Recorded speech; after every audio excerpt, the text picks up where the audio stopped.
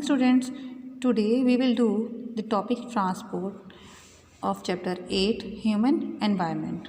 In previous video we have studied about the rural and urban settlements and their density of population.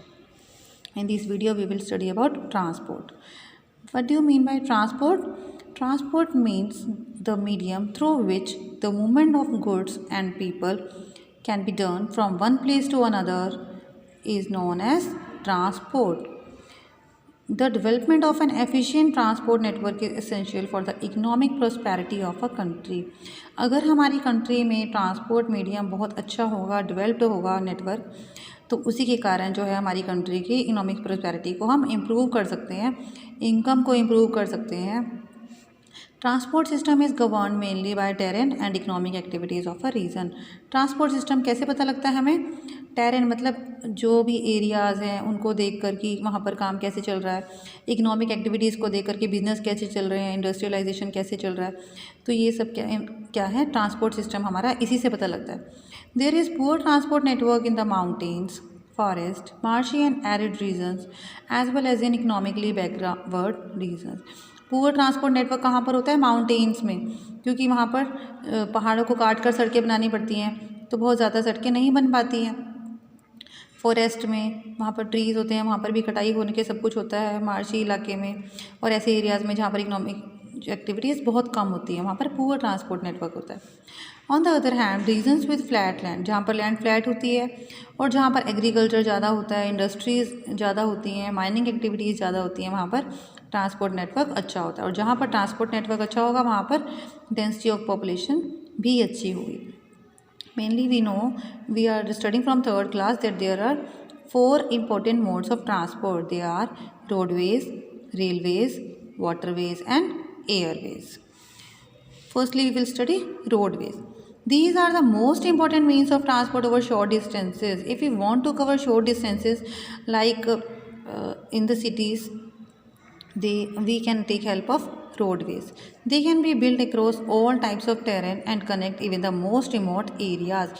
जो roads होती हैं वो कहीं भी बनाई जा सकती हैं, किसी भी एरिया में बनाई जा सकती हैं और वो दूर दूर के एरियाज़ को भी आपस में जोड़ती हैं. हर जगह तो रेलवेज़ बनाना पॉसिबल नहीं है, हर जगह सी रूट पॉसिबल नहीं है, एयरवेज छोटे छोटे इलाकों में पॉसिबल नहीं है, तो वहाँ पर क्या काम आती है? Roadways. Roads are of 2 types, metalled and unmetalled. Metalled roads are pucca roads and unmetal road are known as कच्चा roads. Metal roads are made of concrete and asphalt and have a smooth surface. metal road कौन सी होती हैं? जो बहुत ही hard बनी होती हैं, जैसे आजकल ये गवर्नमेंट बना रही है, और जो कोल तार से बनी होती हैं, जो ब्लैक कलर का ये मटेरियल होता है एक तारकोल, उससे बनी होती है.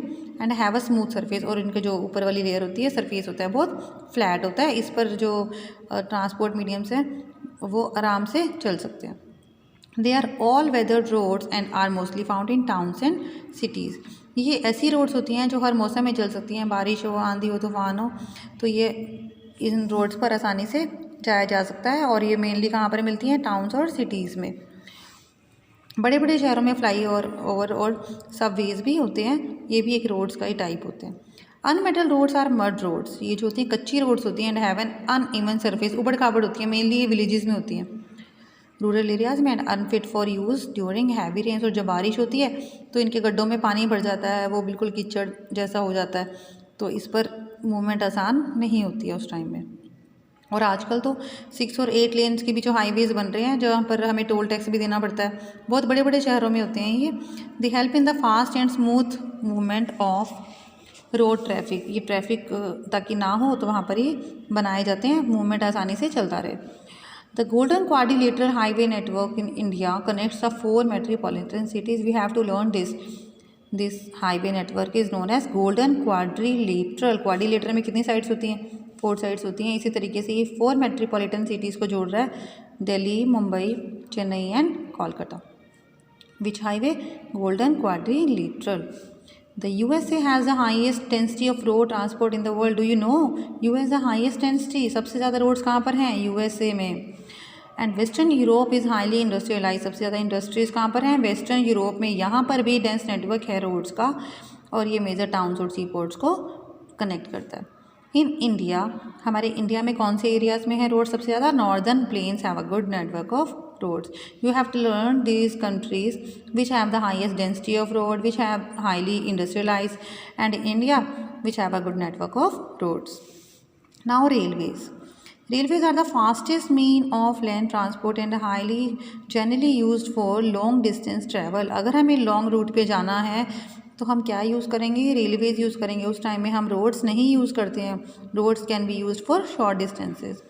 They are the cheapest carriers of bulky materials in large quantities over long distances. अगर हमें बहुत ज़्यादा क्वांटिटी में मटेरियल भी भेजना है तो फिर भी हम रेलवेज़ ही यूज़ करेंगे. They are the cheapest medium of bulky materials. Western Europe and east central USA have the densest network of railway. सबसे ज़्यादा रेलवेज़ कहाँ पर हैं? वेस्टर्न यूरोप में और ईस्ट सेंट्रल यूएसए में. This is because these are the mostly heavy industrialise regions of the world. ऐसा क्यों है? क्योंकि वहाँ पर इंडस्ट्रीज़ बहुत ज़्यादा हैं पूरे वर्ल्ड की और इकोनॉमिक डेवलपमेंट का रेट भी बहुत ज़्यादा है. अर्बन सेंटर्स भी बहुत ज़्यादा हैं. इस कारण से वहाँ पर सबसे ज़्यादा रेलवेज़ हैं. And India has the second largest railway network in Asia. Asia में इंडिया सेकेंड नंबर पे आता है रेलवे नेटवर्क में. The northern plains with their level land, high population density, rich agriculture, large number of industries have the maximum concentration of railway lines in country. जहाँ पर भी ये सारी चीज़ें बहुत ज़्यादा होंगी, लैंड का लेवल ज़्यादा होगा, पॉपुलेशन ज़्यादा होगी, एग्रीकल्चर ज़्यादा होगा, इंडस्ट्री ज़्यादा होंगी, तो वहाँ पर रेलवे लाइन्स भी ज़्यादा होंगी क्योंकि उनको सामान भेजना पड़ेगा एक जगह से दूसरी जगह पर, चाहे वो रॉ मटेरियल हो या मैन्युफैक्चर्ड गुड हो. The steam engines. पहले क्या होता था रेलवेज़ में, हम स्टीम इंजन स्टार्ट हुआ था अब उसकी जगह पर क्या आ गया? डीजल और इलेक्ट्रिक इंजन. अब उसकी जगह ये दोनों इस्तेमाल होते हैं, डीजल और electric engine. There are a number of trans continent railways. We have to learn this. The Trans Siberian railway in Russia is the world's longest railway line. Which is the longest railway line? Trans Siberian railway. और ये कहाँ पर है? Russia में है.